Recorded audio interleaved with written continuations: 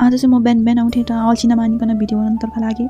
फर्स्टमा त मैले हात माझेँ, त्यसपछि मैले मुख पनि धोएँ। मुख धोएर यसो ऐनामा हेरेँ म कस्तो देखिरहेको छु भनेर, अनि राम्रै लाग्यो। अनि त्यसपछि मेरो चाहिँ मनमा चाहेको थिएन, त्यही भएर मैले चाहिँ रेडी भएको भिडियो देखाउन पाएन। म चाहिँ यहाँ रेडी भएर नि बाटोतिर हिँड्दैछु। अहिले चाहिँ अँध्यारै छ, बिहान अँध्यारो नै हुन्छ। अब 5 साढे 5 होइन 6 बजी भइसकेको थियो, भए नि अँध्यारै थियो। बाटोमा लाइटहरू थियो, त्यही भएर हिँड्न चाहिँ सजिलो भयो। अनि म चाहिँ यहाँ बाटोमा बस नभेट्ला कि भन्ने डरले म चाहिँ मुखबाट धुवा निकाल्दै दौडिरहेको छु, किनकि बस अलिक कहिले चाँडो आउँछ कहिले ढिलो हुन्छ, त्यही भएर छिटो जानु परिहाल्यो नि अलिअलि। फाइनली म चाहिँ बस उठ्ने ठाउँमा चाहिँ आइपुगिसक्यो। यहाँ बसको पर्खाइमा बसिरहेको छु। अझै पनि अँध्यारो छ, उज्यालो भएको छैन। बस पनि आइपुग्यो। अनि म बसमा चढेँ। अनि यसो बसमा पनि एउटा दुईवटा भिडियो गरिदिउँ न भने त मलाई भिडियो पनि गरिदिएँ।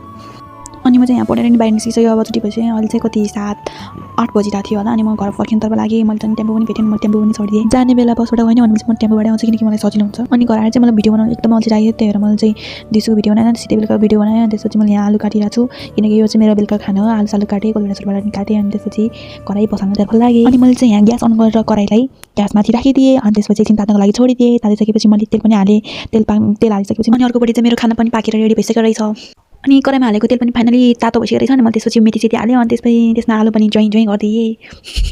आलु हालिसकेपछि हामीले त्यसलाई राम्रोसँग चलाउनुपर्छ, किनकि फेरि टाँसिन पनि सक्छ। अनि त्यसपछि मैले चाहिँ अनि आलु पनि एकछिन चलाएर मैले अनि त्यसपछि ढकनी लाएर सानो ग्यास बनाएर मैले छोडिदिएँ। 5 मिनटपछि चाहिँ मेरो आलु काला त्यस्तो भइसकेको थियो। आलु चाहिँ पाकेर राम्रोसँग पाकिसकेको थियो। त्यसपछि मैले त्यसमा गोलभेडा खोर्सानीहरू हालेँ। त्यसपछि आफूलाई चाहिने मरमसलाहरू नुन पनि हालेँ। अनि त्यसपछि मैले त्यसलाई चाहिँ फ्राई गर्न थालेँ। सबै मरमसलाहरू अलिअलि मिक्स भएपछि अनि मैले त्यसलाई ढकनी लाएर एकछिन छोडिदिएँ। अनि मैले चाहिँ एकछिनपछि ढकनी खोलेर त्यसमा अलिअलि ग्रेभी हालेर झोल हालेर अनि त्यसपछि फेरि मैले त्यसलाई बन्द गरेर छोडिदिएँ। मेरो तरकारी चाहिँ पाक्दै थियो, त्यही भएर म चाहिँ एकछिन बसेर पढ्छु। अलिअलि पढ्दा के हुन्छ र मर्दैन भनेर मैले चाहिँ पढ्न पनि थालेँ। फाइनली तरकारी पनि पाकेर रेडी भइसकेको रहेछ। अनि मैले भात पनि हालेँ। अनि त्यसपछि खानतर्फ लागेँ। मैले चाहिँ अमिलो निचारेर भातसँग खान्छु, किनकि मलाई अमिलो मिठो लाग्छ।